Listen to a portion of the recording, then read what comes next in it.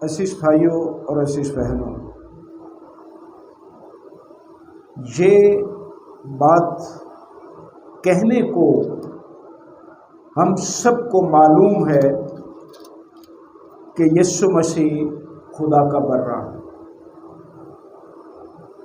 لیکن جہاں تک سمجھنے کی بات ہے شاید ہم اس طرح سے نہیں سمجھتے جس طرح سے ہمیں سمجھنا چاہیے، کیونکہ بہت سے بڑوں کے لیے اور خاص طور سے بچوں کے لیے بھی جب سنڈے اسکول میں یا کسی جگہ میں پڑھایا جاتا ہے تو یسوع مسیح کو خدا کا برا تسلیم کرنا ایک مشکل سا تصور محسوس ہوتا ہے۔ جب ہم برے کی خصوصیات پر نظر کرتے ہیں تو برا ایک پیارا، قیمتی اور معصوم جانور گنا جاتا ہے۔ جب ہم بائبل مقدس میں بروں کی بات کرتے ہیں تو عموماً آپ دیکھیں گے کہ برے جو تھے وہ گناہ کی قربانی کی خدمت کرتے ہوئے نظر آتے ہیں۔ گناہ کے جرم کی قربانی کے لیے بروں کو استعمال کیا جاتا تھا۔ فصح کے وقت بھی ہم ایسا ہی دیکھتے ہیں۔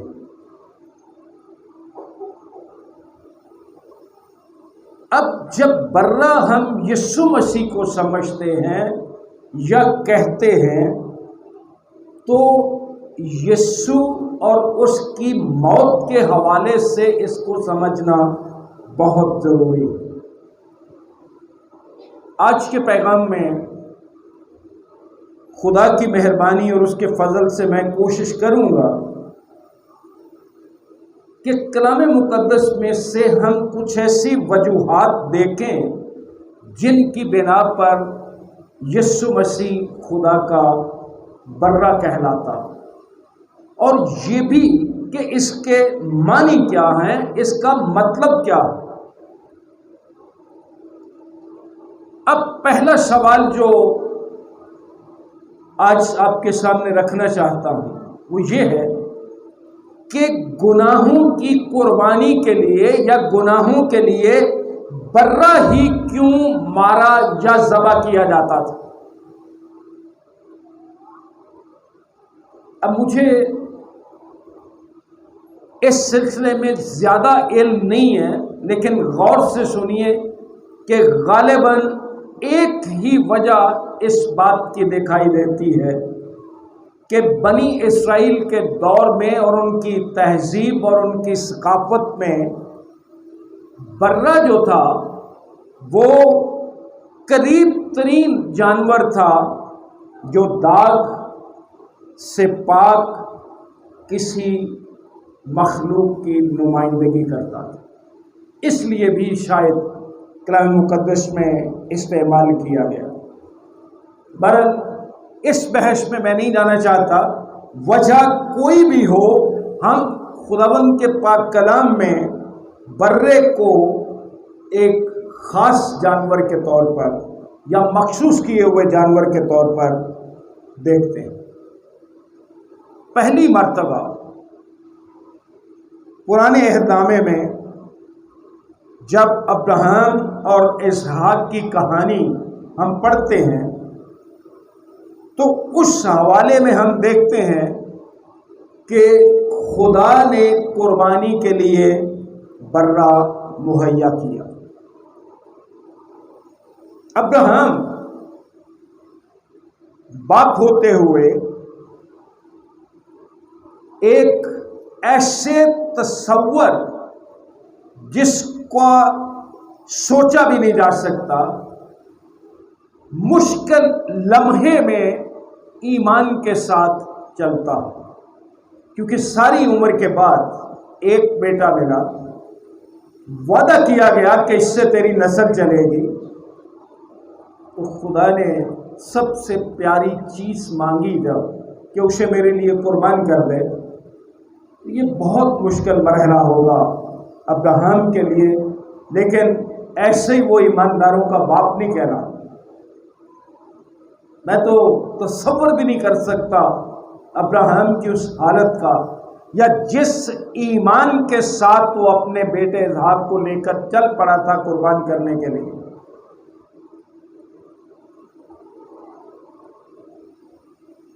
وجہ میں نے گزارش کی کہ ایک ہی معلوم ہوتی ہے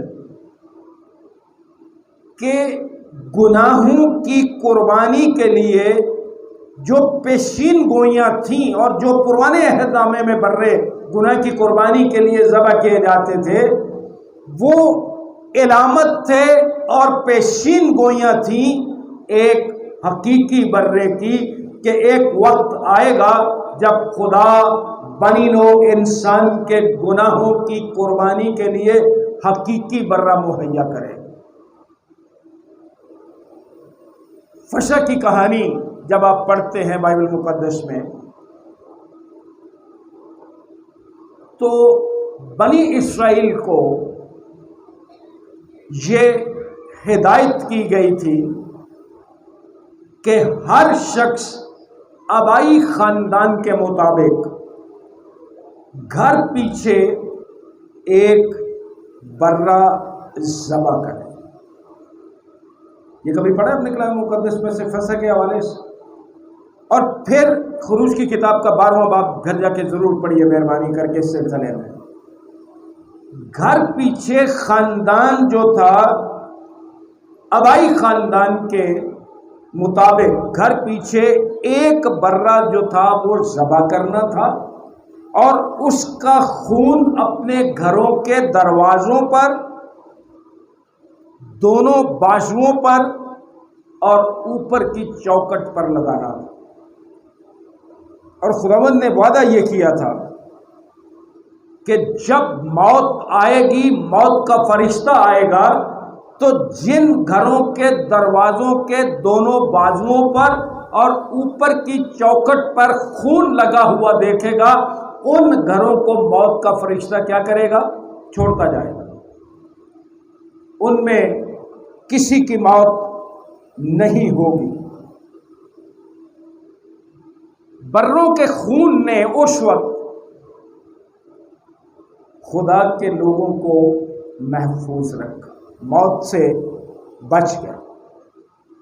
جب ہم نئے عہد نامے میں آتے ہیں تو یوحنا بپتسمہ دینے والا، جیسا پہلے باب کی 29ویں آیت میں ہم نے دیکھا، اور آج غور سے سننا کہ بپتسمے کے ساتھ خدا کے برے کا ذکر کیوں کیا گیا۔ بات تو بپتسمے کی ہو رہی تھی۔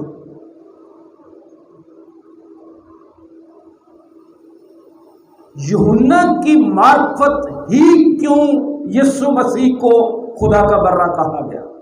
کیونکہ وہی یردن پر بپتسمہ دیتا تھا۔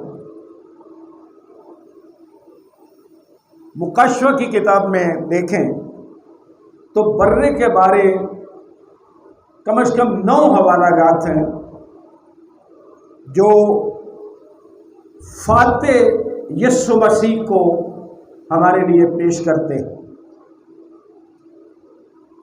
اگرچہ اس سے پہلے، یعنی مکاشفہ کی کتاب سے پہلے، ہم مسیح کے خدا کے قربانی کے برے کے طور پر ہم اپنے مسیح خداوند کو دیکھتے ہیں۔ مکاشفہ کی کتاب میں نے گزارش کی کہ فتح مند برہ دکھائی دیتا ہے، لیکن اس سے پہلے ہم قربانی کے برے کے طور پر دیکھتے ہیں۔ اور قربانی کا برہ جو ہے، اس کی صرف خصوصیت، خوبی یہ بیان کی گئی کہ جب یوحنا بپتسمہ دینے والے نے یسوع کو اپنی طرف آتے دیکھا تو کہا، دیکھو یہ خدا کا برہ ہے جو کیا کرتا ہے، جو دنیا کا گناہ اٹھا لے جاتا ہے۔ اس کا مطلب یہ ہو گیا کہ اس سے پہلے کی قربانیاں بھی ختم ہو گئی، تمام نبی رسول ختم ہو گئے کہ اور کوئی دنیا کا گناہ اٹھا نہیں سکتا۔ اور کوئی دنیا کے گناہ کے لیے قربانی پیش نہیں کر سکتا۔ دیکھو یہ خدا کا برہ ہے جو دنیا کا گناہ اٹھا لے جاتا۔ دراصل عزیز بھائی اور عزیز بہنوں، یہی علامت جو ہے، یہی نشان کہہ لیجئے سمجھنے کی بہت میں سمجھتا ہوں کہ ضرورت ہے۔ اگر ہم یہ سمجھ جائیں گے تو ہم جان جائیں گے کہ یسوع مسیح ہے کون۔ اس کی موت آپ کے لیے، میرے لیے اور ہر ایک ایمان لانے والے کے لیے نجات کیوں مہیا کرتی؟ جب تک یسوع مسیح کو خدا کا برہ نہ مانا جائے اس وقت تک ہم نجات کو بھی نہیں سمجھ سکتے اور یسوع مسیح کو بھی نہیں سمجھ سکتے۔ جب ہم یسوع مسیح کو خدا کا برہ سمجھ جاتے ہیں تو کلام مقدس صفحہ پلٹ کر ایک اور بھید کی طرف ہمیں لے جاتا ہے۔ جب ہم اپنے شعور کے ذریعے، فہم اور دانائی کے ذریعے کلام مقدس کا تجربہ کرتے ہیں تو ہمیں انجیل مقدس کی گہرے طور سے سمجھ آتی ہے۔ میں جملہ پھر بول رہا ہوں، جب تک خدا کے کلام کا تجربہ نہ ہمیں ہو، ہمیں خدا کے کلام کی سمجھ نہیں آ سکتی۔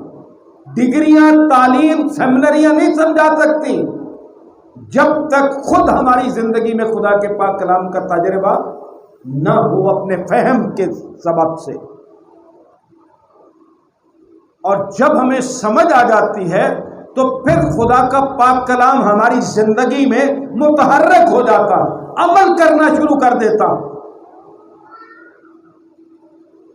عزیزو، اس طور سے ہم خدا کے پاک کلام کو پورے طور سے سمجھ سکتے ہیں۔ ہماری زندگی کے لیے جو خدا نے منصوبہ بنایا اس میں بہت ساری انعامات یا نشانات شامل ہیں۔ جب ہم اس بات کو سمجھ جاتے ہیں، ان علامات کو، ان نشانات کو، اور یسوع کو خدا کے برے کے طور پر سمجھ جاتے ہیں تو پھر ہم اپنے بدن کے ہر ایک حصے سے کسی صورت بھی اپنے خالق خدا کا انکار نہیں کر سکتے، اور نہ ہی اس بات سے انکار کر سکتے ہیں کہ خدا کا بیٹا اس دنیا میں آیا کیوں تھا، کیا کرنے آیا تھا، اس کی آمد کا مقصد کیا تھا۔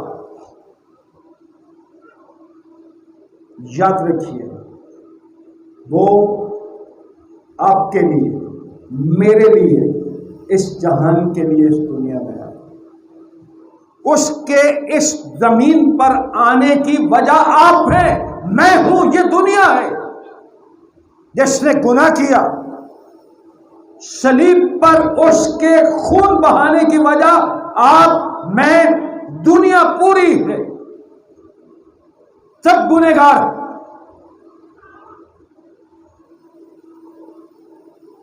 اس نے دنیا کے گناہ، جیسے یوحنا نے فرمایا، جو دنیا کا گناہ اٹھا لے جاتا، اس نے دنیا کے گناہ دور کرنے کی خاطر اپنے آپ کو مصلوب ہونے کے لیے ایک ظالمانہ عمل، کوڑے لگنا،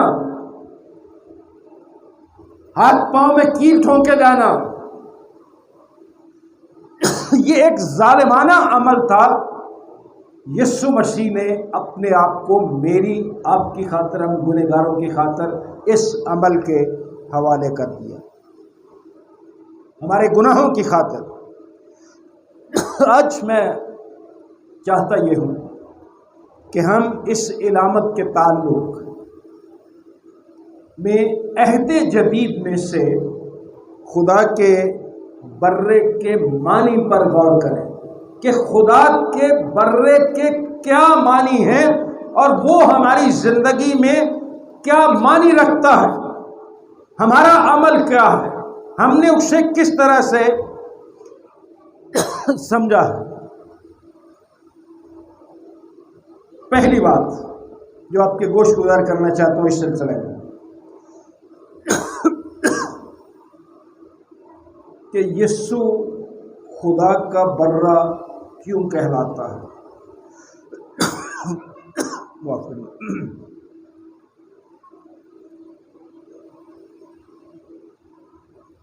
تو اس کی آواز تیز کر دو یار۔ میں نے گزارش کی کہ آئیے یہ دیکھیں کہ یسوع خدا کا برا کیوں کہلاتا ہے۔ اگر یہ پوچھا جائے کہ یسوع کہاں پیدا ہوا تو سب کو پتا ہے یسوع بیت لحم میں پیدا ہوا۔ بیت لحم، غور سے بات سننے والی ہے، بیت لحم میں برے پالے جاتے تھے اور ہیکل میں بروں کی قربانی کی جاتی تھی۔ جب یسوع کی پیدائش ہوئی تو سب سے پہلے چرواہے ہی اسے دیکھنے کے لیے آئے تھے اور قربانی کے لیے برے جو تھے وہ کاہنوں کو پیش کیے جاتے تھے معائنے کے لیے یا چیکنگ کے لیے۔ یہ بات بھی بڑی دلچسپ ہے کہ مسیح کی پیدائش کی خوشخبری سب سے پہلے لاوی کاہنوں کے کانوں تک پہنچی، لیکن غالباً انہوں نے اس اعزاز کا کہ سب سے پہلے یہ خوشخبری ہم تک پہنچی ہے، اس اعزاز کا ادراک ہی نہیں کیا، سمجھا ہی نہیں اسے، اس عزت افزائی کو انہوں نے پورے طور سے جانا ہی نہیں ہے۔ جس طرح آج ہمیں بھی خدا کے کلام کی کوئی قدر نہیں ہے، کہنے کو ہم گرتے آتے ہیں، سارا کچھ کرتے ہیں، لیکن حقیقت ہے کوئی مانے یا نہ مانے ہمیں ادراک کوئی نہیں ہے، عزت کوئی نہیں کرتے ہم خدا کے کلام کی۔ سنا لیا، سن لیا، بس ہم سمجھتے ہیں یہ کافی ہے۔ جب تک عمل نہیں ہے کچھ فائدہ نہیں ہے۔ بہرحال خدا کے برے کو پا لینے والے سب سے پہلے وہی بنے۔ بیت لحم جو نام ہے، جو الفاظ ہے، اس کے معنی ہے روٹی کا گھر۔ بیت کہتے ہیں گھر کو، لحم روٹی، روٹی کا گھر۔ خداوند یسوع مسیح وہ واحد شخص ہے جس نے کہا کہ زندگی کی روٹی میں بتا آپ کو یہ رہا ہوں کہ یسوع خدا کا برا کیوں کہلاتا ہے۔ بیت لحم میں برے پالے جاتے تھے، بروں کی ہیکل میں قربانی کی جاتی تھی۔ بیت لحم کا مطلب ہے روٹی کا گھر، اور خداوند یسوع مسیح نے یہ فرمایا کہ زندگی کی روٹی میں۔ دوسری بات، یوحنا بپتسمہ دینے والا، جیسا میں نے کہا کہ کاہن جو تھے وہ معائنہ کرتے تھے، یوحنا اشتباغی جو ہے بپتسمہ دینے والا لاوی کے گھرانے کا کاہن تھا، اس نے یسوع کو خدا کا برا کہا ہے۔ اس کا مطلب کیا ہے؟ جو میں نے کہا کہ کاہنوں کے سامنے پیش کیے جاتے تھے برے، ان کی جانچ کاہن کرتے تھے۔ تو یوحنا اشتباغی جو لاوی کے گھرانے کا کاہن تھا، اس نے یسوع کو خدا کا برا کہا۔ کاہن چونکہ قربانی کے برے کی شناخت کرتے تھے، تو یوحنا بھی کاہنوں کے گھرانے میں سے ہونے کے باعث دنیا کے سامنے یسوع مسیح کی شناخت پیش کرتا ہے۔ کیا شناخت پیش کرتا ہے؟ دیکھو یہ خدا کا برا ہے جو دنیا کا گناہ اٹھا لے جاتا ہے۔ بات بہت طویل ہو جاتی ہے جب بندہ کوئی سمجھانے لگتا ہے۔ میں نے گزارش کی تھی کہ یوحنا کے بپتسمہ دینے اور بپتسمہ دینے کے ذکر کے ساتھ خدا کے برے کا ذکر کیا گیا ہے۔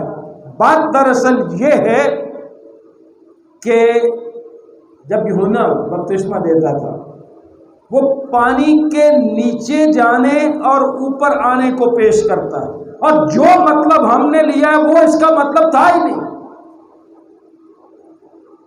جو آج کلیسیوں میں پیش کیا جاتا۔ جب خدا کا برہ ہونے کا اعلان بپتسمہ دینے کے موقع پر کیا گیا تو عزیز بھائی اور عزیز بہن، پرانا عہد نامہ پڑھ کے دیکھ لیجیے، اخبار کی کتاب 23 باب 19 آیت، برے خطا اور سلامتی کی قربانی کی علامت تھی۔ برے کس بات کی علامت ہے؟ خطا اور سلامتی کی قربانی کی، اور مسیح جو برہ ہے اسے ذبح کرنے کے لیے لے جایا گیا۔ یوشع کی کتاب کا 53واں باب پڑھ کے دیکھ لیجیے۔ خروج کی کتاب میں فسح کے برے کے ساتھ تعلق جو ہے وہ غلامی سے نجات کی تصویر ہے۔ فسح کے تعلق سے جو برہ ہے وہ غلامی سے نجات کی تصویر کو پیش کرتا ہے، اور یہی یسوع مسیح پیش کرتا ہے جب یوحنا نے کہا خدا کا برہ جو دنیا کا گناہ اٹھا لے جاتا ہے، غلامی سے نکال کر نجات کی تصویر پیش کرتا ہے۔ میں نے ذکر کیا شروع میں ابراہیم اور اسحاق کا، اب ذرا غور سے یہ کہانی سنیے کہ جب ابراہیم کو خدا نے کہا کہ جو چیز تجھے سب سے زیادہ عزیز ہے، پیاری ہے، وہ مجھے پیش کر، یہ تفصیل کبھی پڑھ کے دیکھیے کلام مقدس میں سے۔ ابراہیم ایک گدھے کو لے کر، اپنے بیٹے کو لے کر اور 2 ملازموں کو لے کر گیا۔ پھر بتا دوں، غور سے سنیں آپ، ابراہیم جب گھر سے نکلا اپنا بیٹا قربان کرنے کے لیے تو ایک گدھا اور اس کے بعد اپنے ساتھ 2 ساتھیوں کو لے کر گیا تھا، 2 ملازم کہہ لیجیے، ان کو لے کر گیا تھا۔ جب خداوند یسوع مسیح گدھے پر سوار ہونے کے لیے اشخاص کو بھیجتا تو کتنے بھیجتے ہیں؟ 2 شاگرد بھیجے تو فلاں شہر میں جا کر گدھا لے۔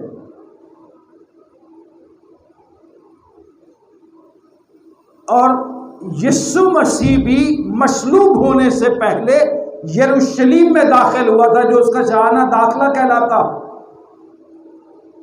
پھر ابراہیم کا بیٹا اسحاق، جو ابراہیم کا پہلوٹا اور سارا سے پیدا ہونے والا اکلوتا بیٹا، جب راستے میں چل رہے تھے تو اسحاق نے ابراہیم سے پوچھا اپنے باپ سے کہ سوختنی قربانی کے لیے برہ کہاں؟ تو ابراہیم نے جو جواب دیا تھا، پیدائش کی کتاب 22واں باب، یہ کبھی پڑھیے کہانی، آپ کو پھر پتہ چلے گا ساری تفصیلات کا۔ تو ابراہیم نے جواب دیا، اے میرے بیٹے، خدا آپ ہی اپنے واسطے سوختنی قربانی کے لیے برہ مہیا کر لے گا۔ 22ویں باب کی 7ویں اور 8ویں آیت۔ یہ الفاظ آج تک میں نے بھی اسی طرح پڑھے، سنے اور سمجھے تھے۔ آپ کان کھول کے سن لیجیے۔ ابراہیم نے کیا کہا تھا کہ خدا کا وعدہ کیا ہے؟ ابراہیم کیا کہہ رہے ہیں آپ کو کہ خدا اپنے لیے خود برہ سوختنی قربانی کے لیے خود مہیا کر لے گا۔ برے کا ذکر 7ویں 22ویں باب کی پیدائش کی کتاب کے 22ویں باب کی 7ویں اور 8ویں آیت پڑھ کے دیکھ لیں۔ خدا نے اپنا اکلوتا بیٹا مہیا کیا۔ ابراہیم نے کیا کہا تھا کہ خدا اپنی سوختنی قربانی کے لیے برہ مہیا کر لے گا۔ اسی طرح خدا نے اپنا اکلوتا بیٹا جو یسوع مسیح ہے مہیا کیا تاکہ وہ ہر ایک کے گناہ کے لیے قربان ہو، میرے لیے، آپ کے لیے۔ ہر ایک ایمان لانے والے کے لیے ہمارا عوضی ہو، ہماری جگہ کھڑا ہو اور ہماری خاطر قربان ہو تاکہ ہمیں نجات مل سکے۔ جب وہاں پہنچے ابراہیم اور اسحاق تو لکڑیاں کس نے اٹھائی ہیں جی؟ اسحاق خود قربان ہونے کے لیے لکڑیاں اپنی پشت پر اٹھا کر وہی جا رہے جس نے قربان ہونا۔ میں نے آپ کو گزارش کی تھی کہ یہ علامات اور نشانات سمجھنا جب تک کلام میں نہ دیکھا جائے سمجھ نہیں آتے۔ اس وقت جب اسحاق نے اپنی پشت پر، اپنی کمر پر لکڑیاں اٹھائی تھی خود قربان ہونے کے لیے، آپ کا میرا نجات دہندہ خداوند یسوع مسیح خدا کا برہ جب قربان ہونے کے لیے جاتا ہے تو وہ اپنی کمر پر اپنی صلیب خود اٹھا کے جاتا ہے، وہ بھی لکڑی اٹھا کے جاتا ہے اور خود قربان ہونے جا رہا ہے۔ عزیزو، جب اسحاق کو باندھ دیا گیا قربان کرنے کے لیے، ذبح کرنے کے لیے، جو ابراہیم نے پہلے کہا تھا اپنے بیٹے کے سوال کے جواب میں کہ خدا شوختی قربانی کے لیے خود برہ مہیا کر لے گا، اندر سے ایمان بول رہا تھا ابراہیم، اپنی طرف سے تو بیٹا قربان کرنے آیا ہوا ہے۔ تو وہاں میں نے گزارش کی کہ اس نے کہا تھا کہ خدا برہ مہیا کر لے گا۔ جب ابراہیم قربان کرنے لگا، اس نے اسحاق کو باندھ کر لکڑیوں پر رکھا تو خداوند کے فرشتے نے ابراہیم سے کہا اپنا ہاتھ لڑکے پر نہ چلا۔ اب کا خدا میرا خدا کلام کہتا ہے رحیم، کریم اور شفقت میں غنی ہے۔ ابراہیم کے بیٹے کے قربان ہونے کی بات آئے تو وہ مینڈا مہیا کر دیتا ہے اس کی جگہ۔ جب اپنا بیٹا قربان ہونے کی بات آئے میری اور آپ کی خاطر تو پھر نہیں دریغ کرتا، اپنا اکلوتا بیٹا قربان کرنے سے بھی اس نے دریغ نہیں کیا۔ اب پھر میں گزارش کر رہا ہوں کہ بات کو سمجھنے کی کوشش کریں۔ ابراہیم نے جب اسحاق کو باندھ دیا تو خداوند کے فرشتے نے اسے کہا کہ اپنا ہاتھ لڑکے پر نہ چلا، اور پھر لکھا ہے وہاں پھر ابراہیم نے نگاہ کی اور اپنے پیچھے ایک مینڈھا دیکھا۔ میرے لیے اپنی پوری خدمت کی زندگی میں یہ پہلی بار مجھے بھی انکشاف ہوا کہ کہا تو ابراہیم نے یہ تھا کہ خدا خود برہ مہیا کر لے گا، تو یہاں جب قربان کرنے لگا تو مینڈا کیسے آ؟ مجھے نہیں پتا کہ آپ اس کو کیسے سمجھتے ہیں، مجھے تو آج تک یہ سمجھ نہیں تھی، میں ان کو الگ الگ ہی سمجھتا ہوں، مینڈے کو اور برے کو۔ خدا نے جو وعدہ کیا تھا وہی ہوا،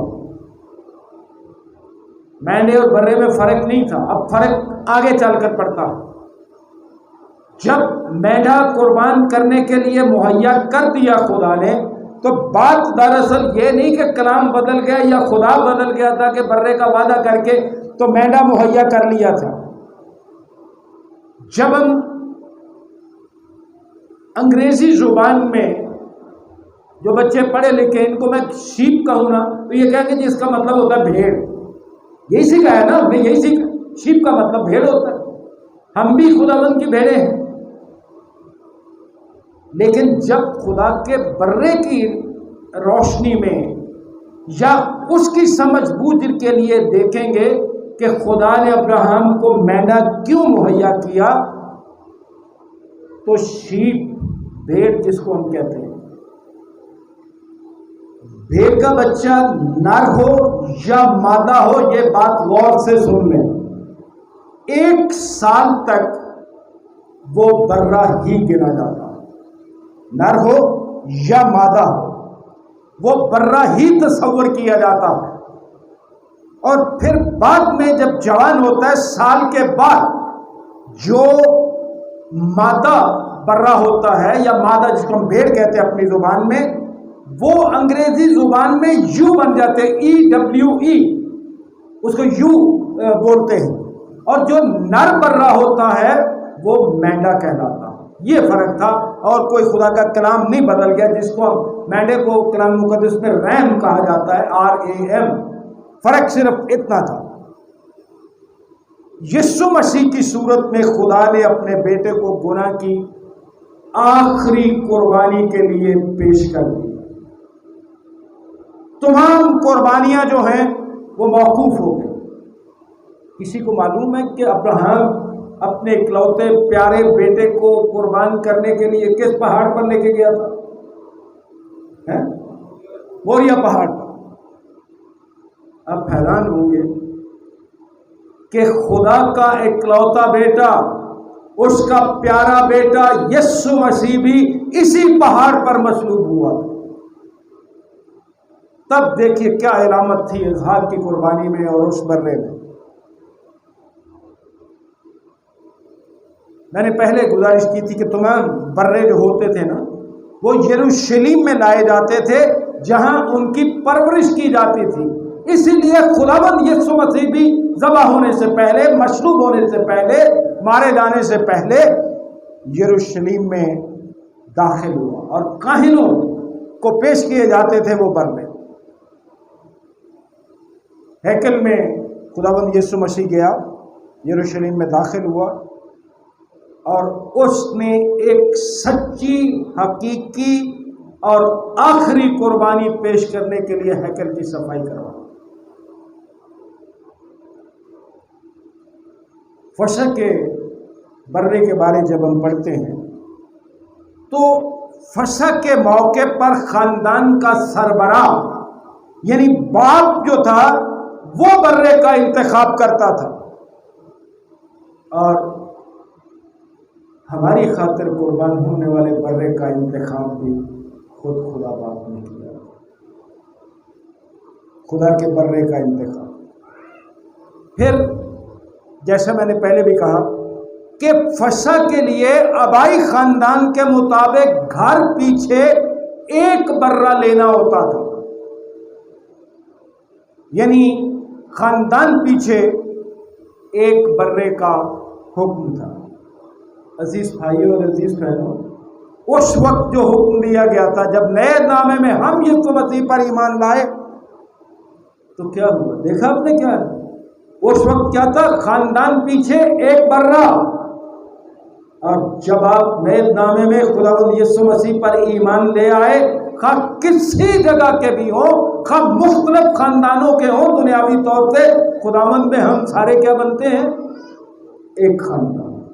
اور اس پورے خاندان کے لیے ایک ہی برا خداوند یسوع مسیح ذبح کیا، کیونکہ حکم یہی تھا کہ خاندان پیچھے ایک برا لیا جائے۔ باپ اس کا انتخاب کرتا تھا۔ فصح کے برے کو 4 دن تک جانچا جاتا تھا، اس کا معائنہ کیا جاتا تھا کہ اس میں کوئی نقص نہ ہو۔ اسی طرح یروشلم کے لوگوں خدا کے حقیقی بندے، خدا کے بیٹے کو جو ہمارے خاطر قربان ہوا، 4 دن تک یسوع کو جانچا، اس سے سوال کیے، اس سے چیلنج کیے۔ اور یہ جو لوگ پہچاننے والے تھے نا، شناخت کرنے والے ہوتے تھے، ان میں سردار کاہن شامل ہوتے تھے، اور سنہدرن جو سپریم کونسل گنی جاتی تھی، اس کے لوگ، یہ کونسل جو ہوتی تھی یہ 23 یا 71 لوگوں کی ایک مجلس ہوتی تھی جو جانچتے تھے۔ ربی جو یہودی عدالتیں تھیں، یہ جو ہمارا سسٹم ہے نا، یہ وہیں سے آیا ہوا ہے۔ جو یہودی عدالتیں ہوتی تھی، ربی یہودی عدالتیں، ان کے 2 حصے ہوتے تھے۔ جس طرح ہم ایوان زیری اور ایوان بالا کہتے ہیں، ان کی 2 عدالتیں، سینیڈر بالا اور سینیڈر زیری ہوتی۔ صدوقی اور کچھ دیگر لوگ بھی اس ساری مجلس میں شامل ہوتے تھے جو بروں کو جانچتے تھے، اور یسوع مسیح بھی اسی لیے 4 دن تک ایسے ہی لوگوں کے سامنے پیش ہوتا رہا اور لوگ جانچتے رہے۔ پھر ایک جو خوبی ہوتی تھی وہ یہ ہوتی تھی کہ بے عیب ہو اور بے داغ ہو۔ برہ جو پیش کیا جاتا تھا وہ بے عیب اور بے داغ ہو۔ بے داغ کا مطلب ہے خالص اور بے عیب، اور جسمانی طور پر ہم اسے بیماری یا روگ یا جلد پر داغ دھبوں کے بغیر دیکھتے ہیں۔ اسی طرح خداوند یسوع مسیح کے جلد پر کوئی داغ دھبا نہیں تھا، وہ ان ساری چیزوں سے پاک تھا۔ روحانی طور پر ہم، جسمانی طور پر یہ مطلب ہے، روحانی طور پر مطلب ہے کہ بے الزام اور بے ضرر دنیا کوشش کرتی رہی، گواہیاں وہ اس کے خلاف ڈھونڈتے رہے، لیکن وہ پھر بھی بے الزام نکلا۔ پھر بے ضرر کسی کو نقصان نہ پہنچائے۔ خداوند یسوع مسیح نے کس کو نقصان پہنچایا؟ بلکہ وہ تو ہمیشہ خدا کے کلام کی بات کرتا تھا۔ پھر ایک اور بات جو برے کے لیے ہوتی تھی قربانی کی، کہ قربانی کس کس وقت کی جاتی تھی؟ 2 وقت قربانی کے ہوتے تھے، ایک صبح اور ایک شام کے وقت قربانی کی جاتی تھی۔ صبح کا وقت جو ہے وہ اگر ہم اپنے وقت کے ساتھ دیکھیں تو تقریباً صبح کے 9 بجے بنتے ہیں۔ اسی لیے یہودی عدالتوں نے یسوع مسیح کو صبح 9 بجے صلیب دے دیا، اور پھر دوسری قربانی جو ہوتی تھی وہ ہمارے وقت کے مطابق 3 بجے بنتی تھی، دوپہر 3 بجے۔ تو فصح کے برے کی قربانی 3 بجے کی جاتی تھی۔ خاندان پیچھے ایک برہ ہوتا تھا تو وہاں پتہ نہیں کتنے خاندان اس بات کے لیے آتے ہوں گے، اس لیے 2 وقت مقرر تھے، صبح 9 اور دوپہر 3 بجے۔ میرے اور آپ کے نجات دہندہ خدا کے بر یسوع مسیح کو صبح 9 بجے صلیب پر چڑھایا گیا، جو قربانی کا وقت۔ اس کی موت شام کی قربانی کے وقت ہوئی، دوپہر 3 بجے تک۔ اور پھر کلام یہ فرماتا ہے کہ سورج نے اپنا منہ چھپائے رکھا، جو شام کی علامت بنتا تھا۔ اور پھر کلام کہتا ہے کہ اس نے جان مقدس مرکز کی انجیل اس کا 15واں باب اور متی رسول کی معرفت خداوند کی انجیل کی 27ویں باب میں پڑھ کے یہ سارا کچھ دیکھیں۔ اگر آپ، جیسا میں نے گزارش کی کہ خروج کی کتاب کا 12واں باب پڑھے تو وہاں یہ ساری تفصیل برے کے بارے آپ کو مل جائے گی۔ خداوند یسوع مسیح نے جتنے بھی تقاضے یا جتنی بھی ہدایات دی گئی تھی برے کے بارے، خداوند یسوع مسیح نے وہ سارے پورے کیے۔ اب 1 سالہ برہ ہوتا تھا، 1 سال، یعنی اپنے پورے شباب میں یا جوان۔ خداوند یسوع مسیح کی کتنی عمر سے؟ 33.5 سال، 33 سال کی عمر میں، اور صرف 3 سالہ خدمت میں، یوں کہہ لیجیے کہ اپنی زندگی کا یا جوانی کا عروج ہوتا ہے، جو برے کے 1 سالہ ہونے کی علامت سمجھا جاتا ہے۔ کلام مقدس میں اس سلسلے میں عزیزوں بہت سے اور بھی حوالہ جاتا ہے جو یسوع کے خدا کا برہ ہونے کی گواہی دینا چاہتے ہیں۔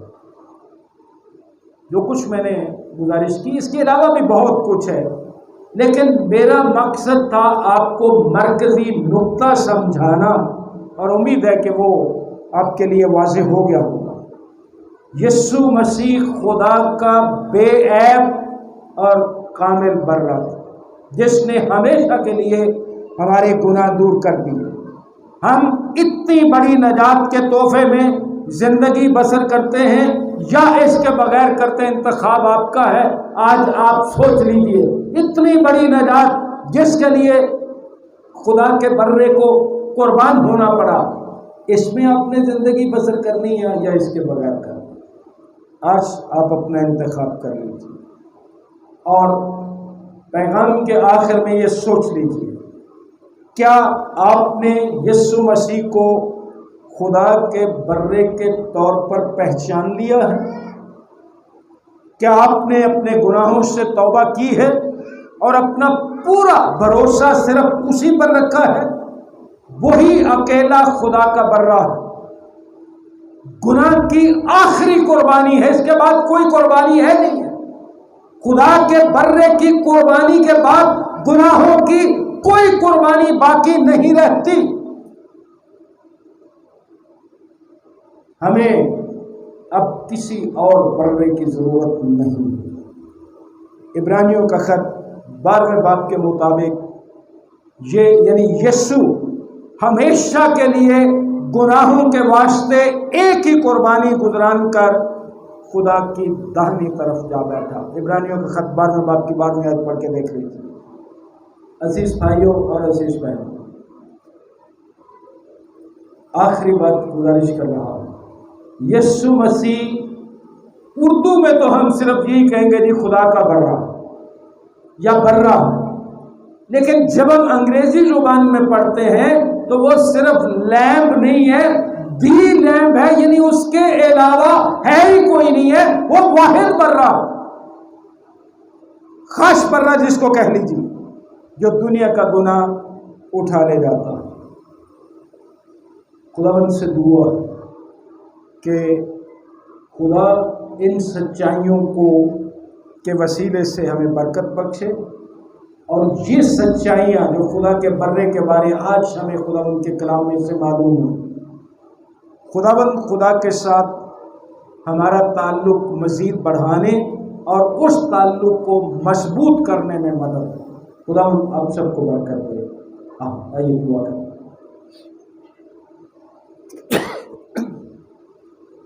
خداوند رحیم بات، تیرے شکر تیری تعریف کرتے ہیں تیرے پاک کلام کے لیے جو تو نے اپنے نبیوں، رسولوں اور مقدسین کی معرفت ہم تک پہنچایا، جو ابد تک قائم ہے،